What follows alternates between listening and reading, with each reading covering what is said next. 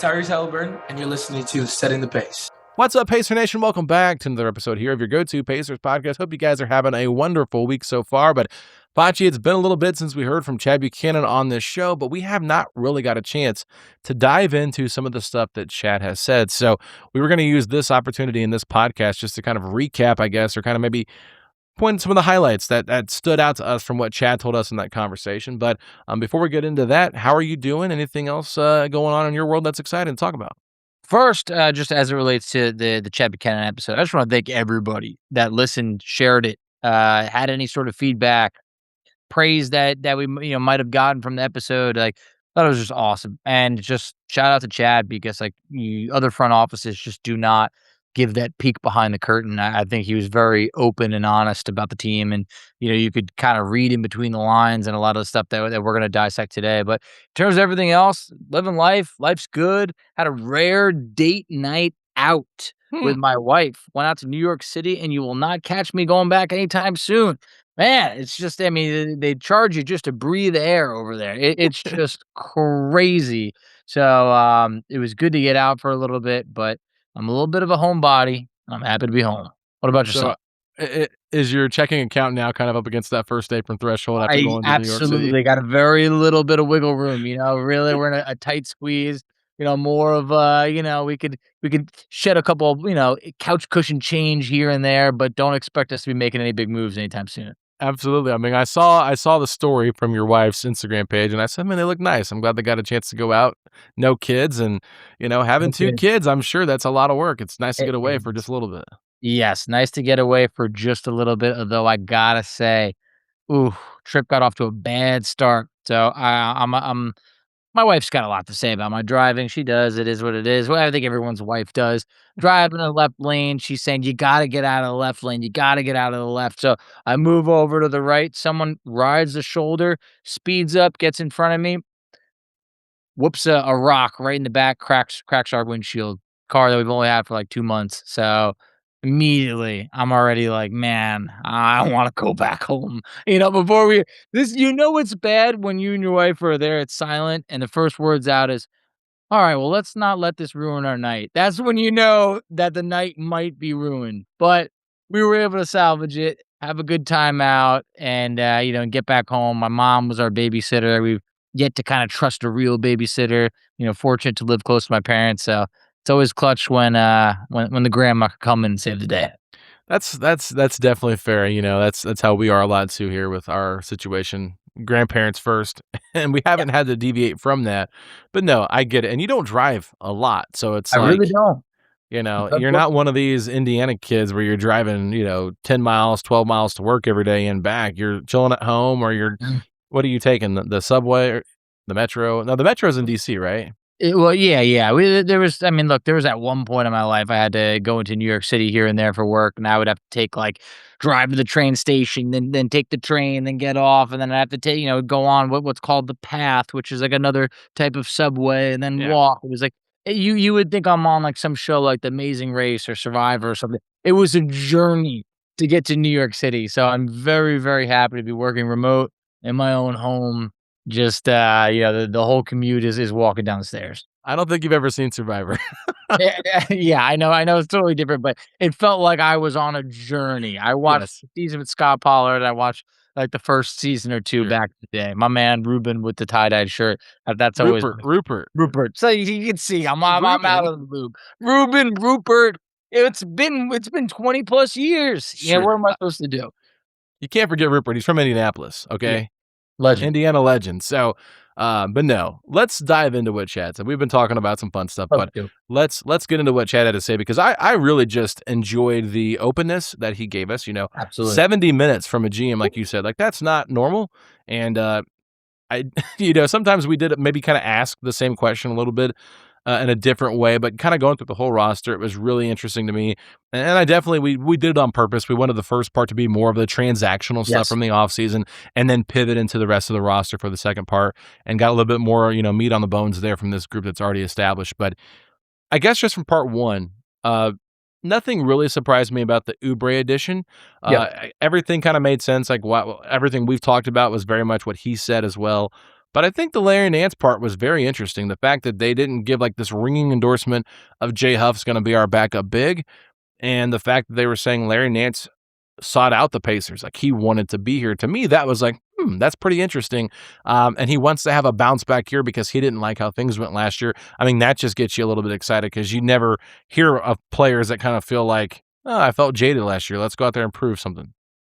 I love the fact that he did mention that, Larry Nance did seek us out. Now, you do want players that want to seek out the Pacers to maybe be a little bit on that all-star type level, but it was a ringing endorsement of this team and what they've been able to do the last few years, how they've been able to develop talent. And I think that from all the comments that Chad said, in specific, what you mentioned about Larry Nance would be the first one to tell you that he had he's looking for a bounce back season. To me, that feels like they have legitimate plans for him to be playing. Like not maybe he'll be in the competition for the backup center, but maybe not like a big part of this rotation. But there was a lot of people when this happened that kind of labeled it more of like a veteran presence type signing. Like it was the cheap comparison was, oh, he'll be like a James Johnson type role. And it sounds like there's a little bit more left in the tank for Larry Nance Jr. than maybe people are giving him credit for. So, yeah, I do think that this could help kind of put some pressure on Jay Huff because Larry Nance is a lot more experienced. I would be surprised if he does win the job, but I do think that that job should be up for competition. I think he also kind of alluded to the fact that they want to play Obi more at the small ball five as well. Like, I think the big thing I took away from the Nance edition is like we wanted more versatility Yes. at the 5 spot. And I feel like they felt maybe like there was a little bit too much overlap with Huff and Potter as being just these floor spacing bigs. And I think that's why you look at a guy like Nance. Now, what's really interesting is I've seen a lot of fans say, how can we see Larry Nance play the 5 at 6'6", 6'7"? Like, can he actually do it? And it's like he's been playing the 5 in the NBA for like the last 4 or 5 seasons at least that I can recall. So it's like it's not like this is something new that they're asking him to do. Draymond Green will guard 5s, and he's what, 6'7". So I think people have to kind of like get past the height part of it a little bit. Sure, you're not going to say, hey, Nance, go out there and guard Joel Embiid or go out there and guard Karl Anthony Towns on a night-to-night basis. But I do think against backup bigs, like an Adem Bona, could that be a guy that you go out there and guard? Could you go out there and guard? I'm trying to think of Thomas Bryant, somebody like that with the Cleveland Cavaliers. Like, I think that he could probably hold his own or at least be a little bit of a different throw at them that it kind of just makes it like, ooh, that's a nice difference of like, hey, we're going to match up with this. So you guys have an advantage here, but we have it here. So I really like, maybe I'm trying to talk myself into the Larry Nance edition more a little bit than I was originally like, I don't know if I like this move or not. But overall, like I get what they're saying. And it's nice to have all of these different options that they can play at the 5. We saw Siakam play small ball 5 last year. When Furphy gets healthy, could he play some small ball 5? So they do have options, but I just feel like still, if Jay Huff doesn't take a big step forward next year as like solidifying himself as the backup 5 behind Zoo, they have to still address that because if Zoo gets in foul trouble or if he gets hurt, this team's in a heap of trouble. Couldn't agree more. I mean, knock on wood, you hope nothing happens to Zoo, but like if something did, I just feel like, man, there's just so many questions about a Jay Huff, Larry Nance Jr. pairing as like who would be the starting type of center. You wouldn't feel great about it. So yeah, I do think that would be the first thing they'd be looking to upgrade. Whether it's in the season, mid season, and anything of that sort. I also felt like I tried to kind of go and get the pulse on if it felt like Braden Smith could be converted to a standard contract. And in my opinion, it didn't really feel like there was a lot of confidence to say that, it felt like there was Chad tried to give a bit of an endorsement to say, Braden Smith should be happy about, should be whatever the word that he said about his summer league play. But I think we were able to read a little bit between the lines. And he did say that he wants to see Braden develop a little bit more physicality. I do feel like he also mentioned that there's several guys that they're going to be looking at and want to keep. So I felt like to me, I would have loved to have maybe gotten a little bit more confidence in that, but Chad definitely made it seem that there's a chance they could leave that spot open, or this could be something they're not totally prepared to make a decision on at all until really training camp. Yeah, it seems like people have been talking on Twitter, like, why have we not signed Braden Smith yet? Like, what's going on? And I felt like you kind of feel that heaviness of the front office weighing this decision because they don't just want to get rid of Ethan Thompson because they No. brought him in to be like this elite scorer for their G League team, which is, it does help other guys develop if you have a guy that you can kind of go to, right? You can kind of see other players develop in the role that they're supposed to have. And so with Ethan being such a decent part of their team last year in that, two-man or that two-way role, I think they just don't want to just completely move off of him just to bring in Braden Smith because at the end of the day, the Cam Jones trade for Braden Smith, that was a financial move to try and get under the luxury tax to create more room to go out there and sign Kelly Oubre to the contract they got him to. Now, Kelly Oubre, do we know if he was the first option or not? Probably not, but we do know that they were looking at players around that price range, which would have been very hard to do unless they hadn't traded Braden Smith and maybe upgrade at the 5 as well. So just a couple of different things there to look at, but I felt like, because I'm writing an article soon here about this, Foch, where I was kind of looking at how Chad talked about Ethan versus Braden.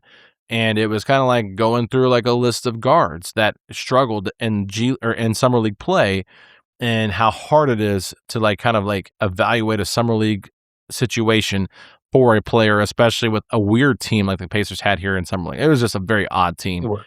And had they had more of an established guy like Ethan, I bet Braden looks a lot better out there. I would think so. It wasn't just a get out of the way, give Slauson the ball kind of offense, which was great for Slauson. But right now, like when Chad talked about what do they do with the two-way spots, he said, well, we realized last year it's very important to have established players at those spots in case you do go down with injuries so they can step in right away and play.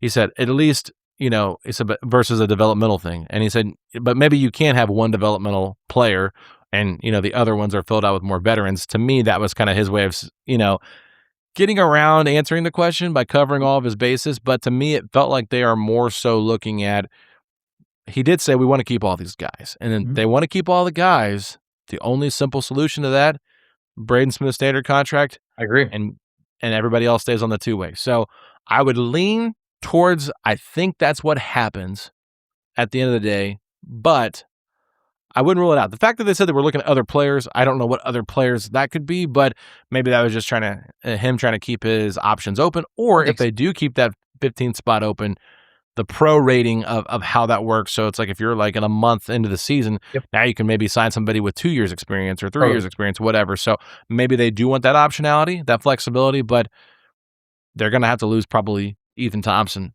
or Braden Smith. Yeah, I would think so. I think everyone's on the same type of page of just given that Braden Smith was drafted, and trade for him at pick 38, he's got the leg up on the competition. So I thought that was interesting. But I think, in my opinion, one of the most interesting things was when it came to Jarace Walker. And I know we touched on this, with the guys from the Pacer Post-Up show, but just that Chad's comments of saying that Jarace is much better when you simplify his role. To me, simplify his role did not feel like a ringing endorsement. It felt like if we're able to really kind of minimize what we're asking him to do, then, that's going to be his best path to really being able to contribute to this team. You mentioned that Jarace is going to be put into, a role that's going to be, quote, a little bit different than last year. Wants to see him catch and shoot, drive on a closeout, guard the opposing team's best wing, play with physicality and attitude. To me, it felt like how much can you impact the game in maybe, he didn't say 15 minutes or so, but, Jarace is someone who played like 28, 29 minutes per game last year. Those minutes are going to be slashed, and the endorsement didn't seem as positive as maybe some of the other players on the team. And one last thing before I pass it over to you is like he had really mentioned about Jarace's confidence that it had gotten rattled pretty early, not having as much playing time.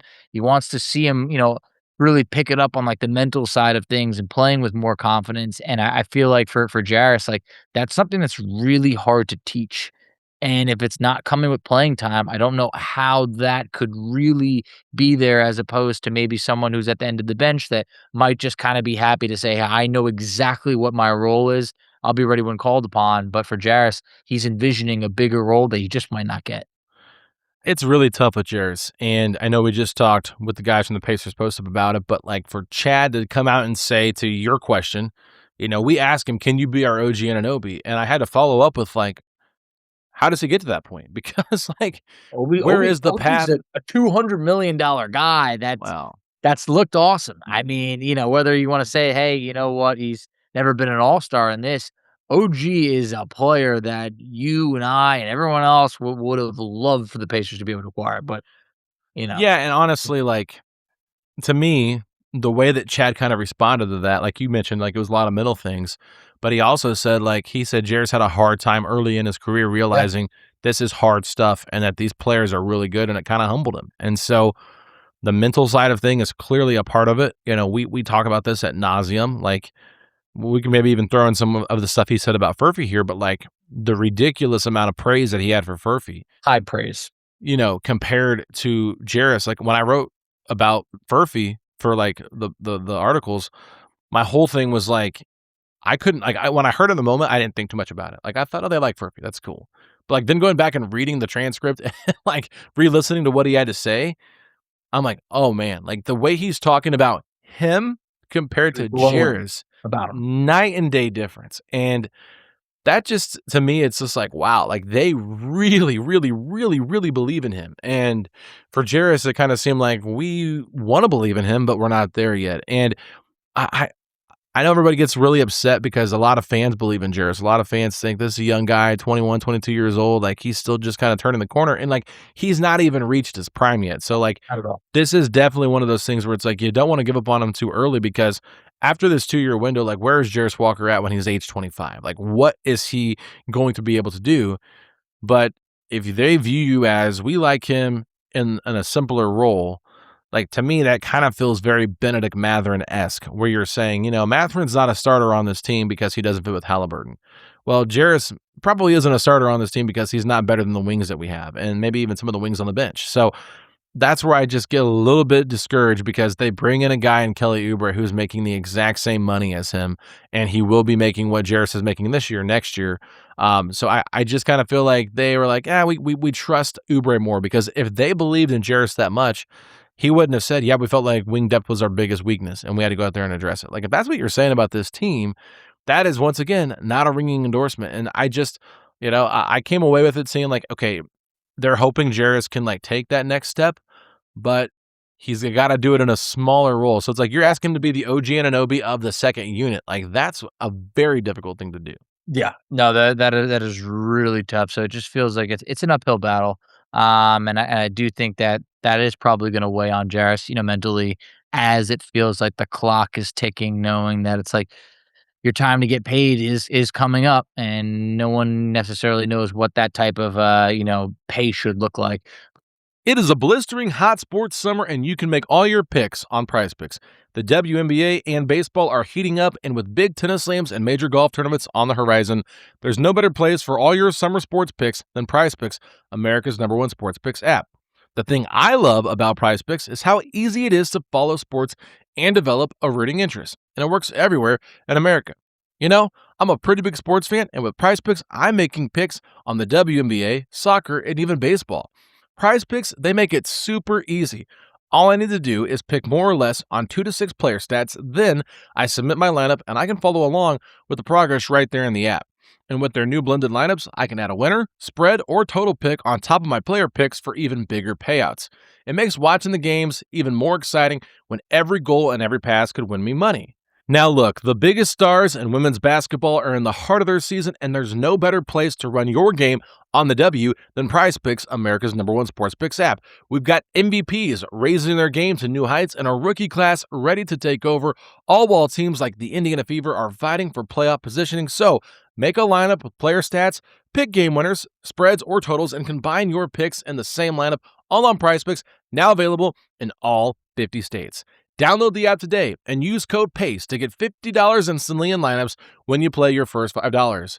That's right, download the app today and use code PACE to get $50 instantly in lineups when you play your first $5. PrizePicks, America's #1 sports picks app.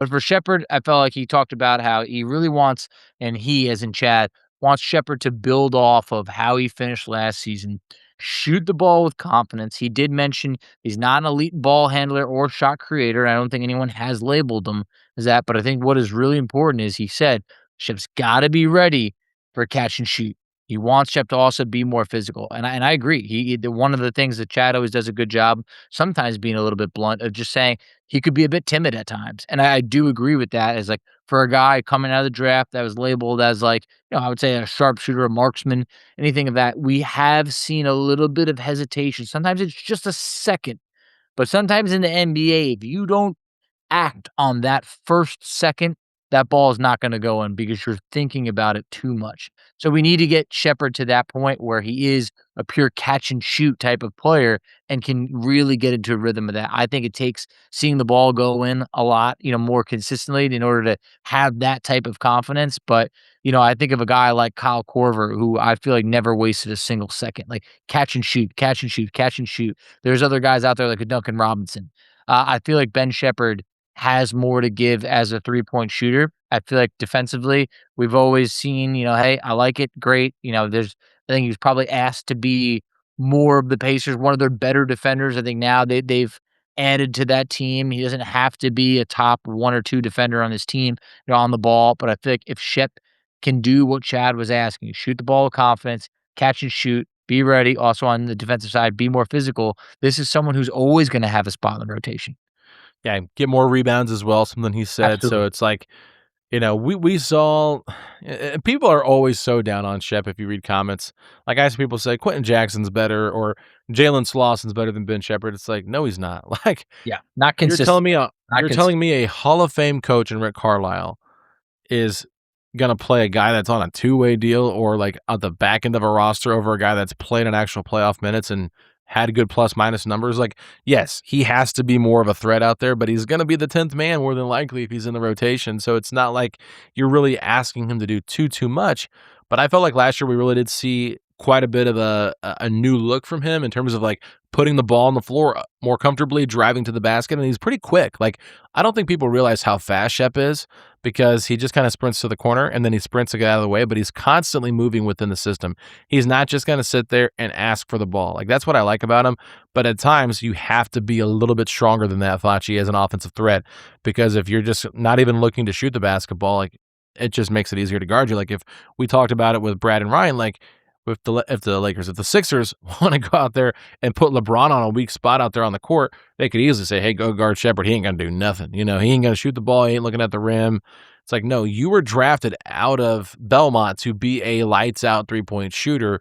Shoot the freaking basketball. Like, that's what your job is. And so if he can do that with more confidence, I think that's only going to help, because with how this team is kind of constructed, if he is to get into that second unit and maybe outplay Jarace Walker for that final spot on the wing next to Kelly Oubre, he's going to have to really just understand, like, he's a catch and shoot 3-and-D type of player, but a very smaller 3-and-D role. So I thought it was great, but I also just, the Haliburton stuff really didn't interest me that much. I don't think he said too much more new about Nembhard, Nesmith, or Siakam. Everything kind of felt like it was just some of the same hits played again. Great. But the Zubac stuff was interesting. Yeah. I really felt like what he said about Ivica, and I asked him about 3-point shooting, how they want to fit his role into what Miles did before, and he didn't necessarily throw a jab at Miles, but he kind of did. Yeah. And he said the strengths of his game are different than Miles, which is not necessarily a bad thing. There's things that Ivica brings in regards to the rebounding, the defensive paint protection, the screening, and the passing that make up for maybe the lack of 3-point shooting. But the thing here that was surprising to me was him saying that he is different than Miles, and that was defensive paint protection. Yep. I thought that really stood out to me. I know, because I think in Turner's mind, and for a while, people were like, this might be the best shot blocker in the world. First of all, that was a long time ago. And second of all, blocks could at times be overrated. You have 2 blocks per game. Is that great? What about all the other possessions out there? So I feel like for Zubac, yeah, there's real paint protection that you should be able to, more of like being physically, opposing, where it's like it's going to be tough to be able to come out on him against Turner, where I feel like bigger centers were able to definitely have some huge games. Like we talked about, with the Pacers post-up guys, how Embiid was someone who just always had Turner's number nonstop. There was a ton of those guys in the league where I feel like for Zoo, you're excited to say, all right, I want to see how he is against some of the league's best. So, he basically also said for Zubac, it's going to be important to have, make quick decisions. Like everybody thinks of Mhm. the Patriots having like a fast offense, but it's really about fast decisions. So really complimented his passing ability, which I think can be really, really helpful, in this offense. So I'm excited about that. And yeah, there wasn't a whole lot in terms of the, oh no, he's gonna be letting it rip from 3-point land. It feels like they like some of his strengths. They want to be able to kind of have him, infused into this type of offense, but not really necessarily change his game completely. Of course, they'd like him to be a little bit more of a threat, but I don't think that you shouldn't be expecting him to be getting up three threes a game or anything like that when the guy's, attempted like I think it's like one made 1 3 in his career. I think he's like 1 of 13 or 1 of 11 so Exactly. far. Yeah, You it's know? it's don't expect a decent quantity of attempts.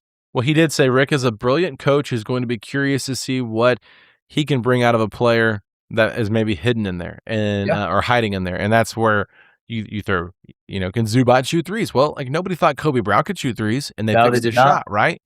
Jalen Smith, he was not a great 3-point shooter with the Suns. He comes over here, gets his shot fixed. We've seen the development from Aaron Nesmith. Like that was his problem in Boston. Totally. He couldn't hit threes. What happens? All of a sudden, he comes here, becomes like a 3-and-D type of elite starter on a playoff team, a championship level team. Like they're definitely going to try and unlock that if it's there, but they're not going to make him get out of what he does great. And I think that was for me the one thing I wanted to hear them say. It's like, yeah, we want Ivica to get accustomed to our style of play. They want to see him get up and down the floor a lot quicker, but at the same time, they don't want to take away the strengths that he has to try to make him fit into the system entirely. They want to use some of his strengths and incorporate that to make them much more differential. And just to kind of go back to what we saw from J Huff, because we really didn't get a whole lot of J Huff conversation from Chad. Maybe Really we should didn't. have dove into it a little bit more, kind of kept it with the Nance thing and didn't want to over waste our time on J Huff, being honest, at the end of the pod. But did you see how like out of shape J Huff was last year at the beginning of the year? Like the dude Absolutely. was He huffing and he let puffing, people no pun know. intended. Yeah. But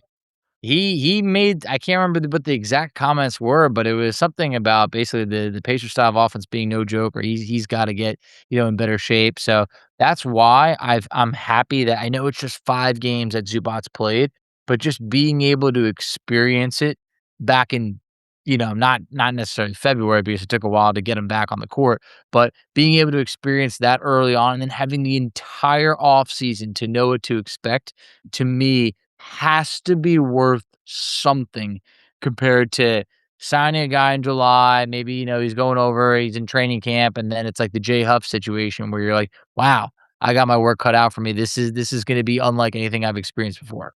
yeah, and one other thing he said too is, Ivica's not running down the court like a gazelle. He said, but Miles wasn't either. That Yeah, was that so was funny. fantastic.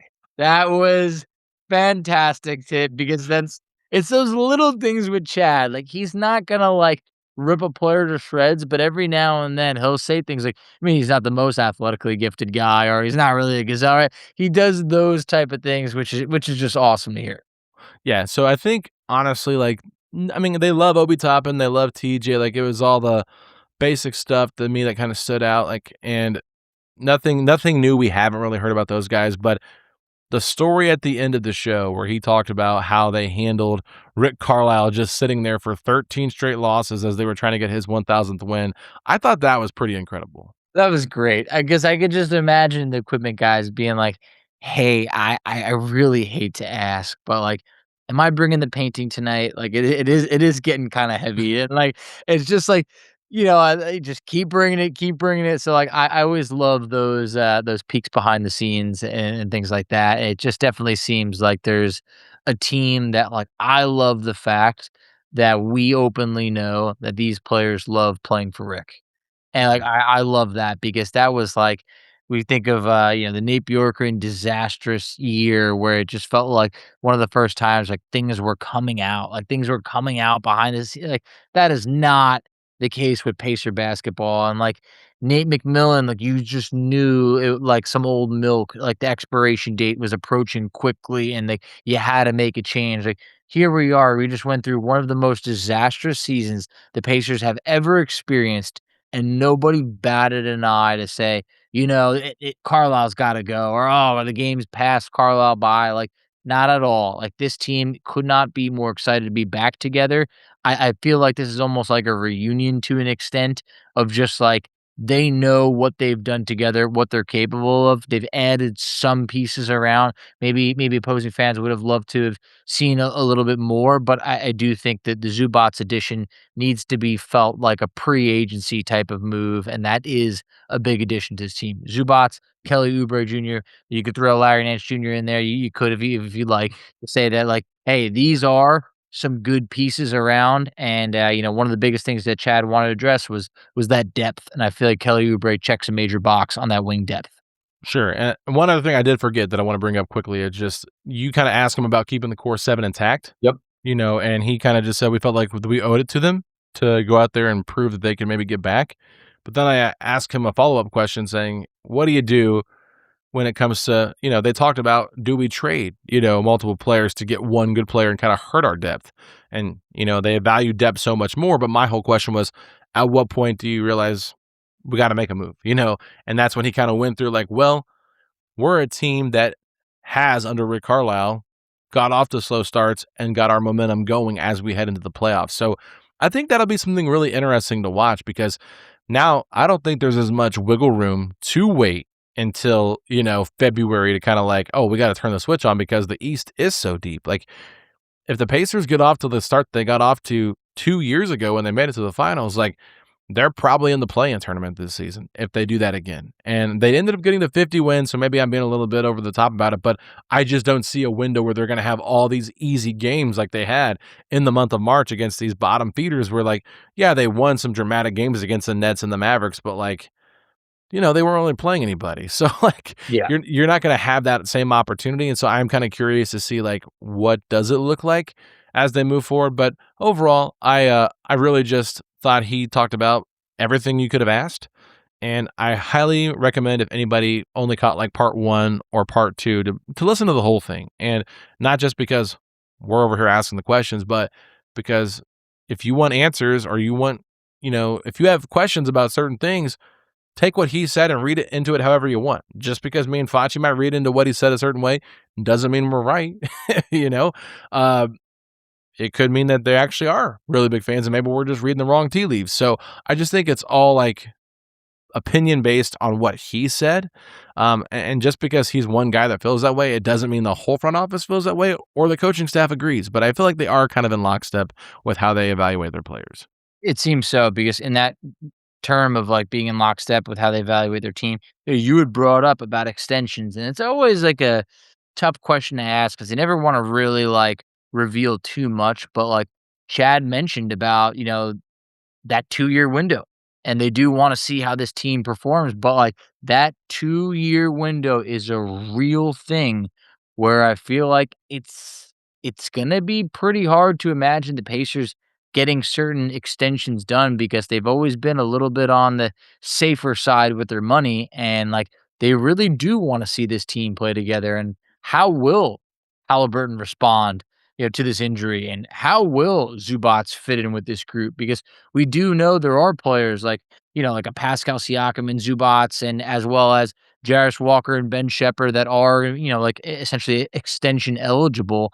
We haven't seen the Pacers be linked or any sort of report to having any of those type of conversations. So I would not be surprised if 0 extensions got done this offseason at all until we kind of at least got through this upcoming season, because there's a lot riding on this core, and I don't think Indiana wants to do anything to jeopardize the post 2-year window of this team with any sort of bad contract. No, they have to be very smart about what they do financially, and it's just like whenever the new, like, I honestly, this is probably some we should research and look up.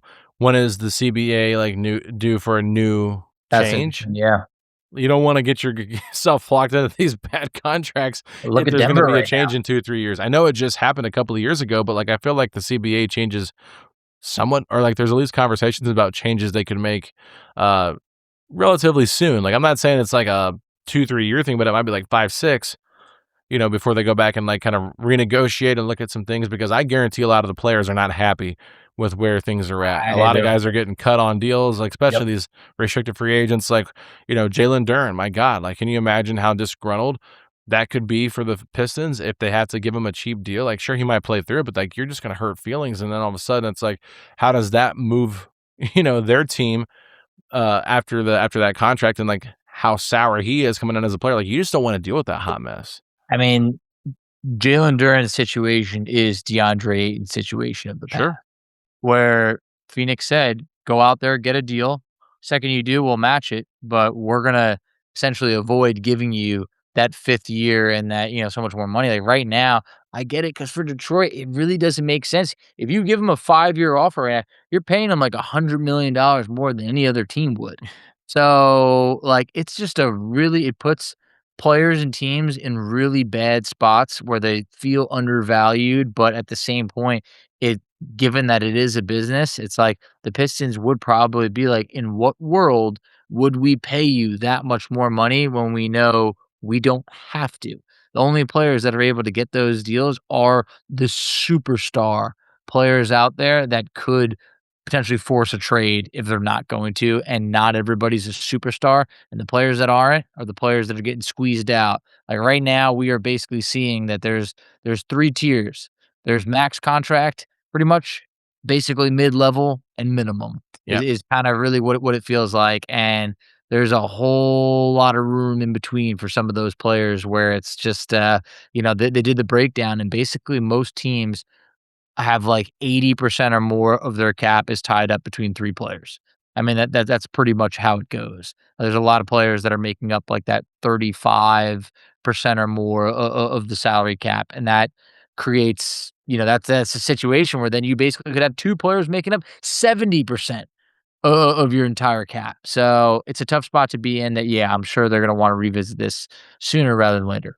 Yeah, and it's why a guy like Kelly Oubre, who was a starter last year for the Sixers and comes to the Pacers and makes about the same or even maybe less per year, it's like he clearly proved he's a starter in the league. Like the fact that he has to take a little bit of a pay cut or even just like make the same amount of money after having a very good season, like a career year, like it just kind of shows you where everybody's at. And like maybe he did take a little bit less just to be on a playoff contending team, but I don't know. I think for a lot of these guys, like this is life-changing money. And if they can get a deal, like, people get on Turner for the deal he took last year with Milwaukee. Like, if Milwaukee's stupid enough to give you that much money, like, you take that money and run. Like, unfortunately. You saw how much Turner's engagement probably cost him to rent out that entire area to propose to his fiance at, a Star Wars Attack of the Clones scene.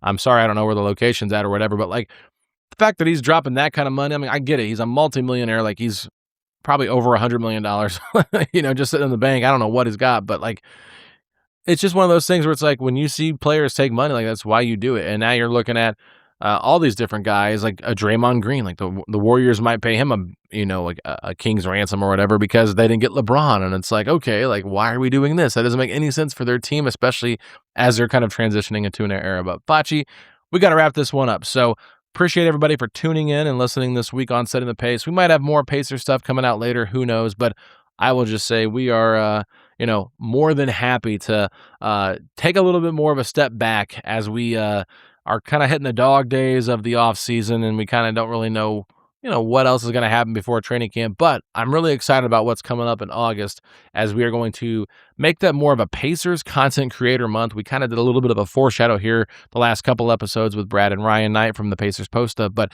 trying to get people on that create content in the Pacers world to come on our show, and maybe some new names that we haven't really had on here before, because there's so many people out there writing, podcasting, talking about this team on Twitter that they deserve a platform. And I think giving them a platform like our show is just a great way to connect, interact, and hopefully help them meet new fans. Absolutely. So if there's anyone that you want us to connect with, like any sort of pairing, hey, you guys should have so-and-so on the show, now is definitely the time to drop that in the YouTube comments. More than happy to do it. Love when, Pacer Nation is united. I feel like that's when it's like we're all in it together because we all have that same feeling slept on, feeling a little bit counted out, having questions about does this team still have it? Are we the team to beat? Are we going to be, needing a little bit more? These are all great questions that we want to answer together. So appreciate you guys tuning in. I'm excited for, August and all the collabs that are coming our way. I will say I know we at least have 4 people already lined up, Facci, for the first week that have agreed to come on the show, and we're going to get things started off with Fast Break Report next week on Monday. So be on the lookout for that. All Pacers on Instagram. I'm sure you guys have seen their stuff. They have been killing it.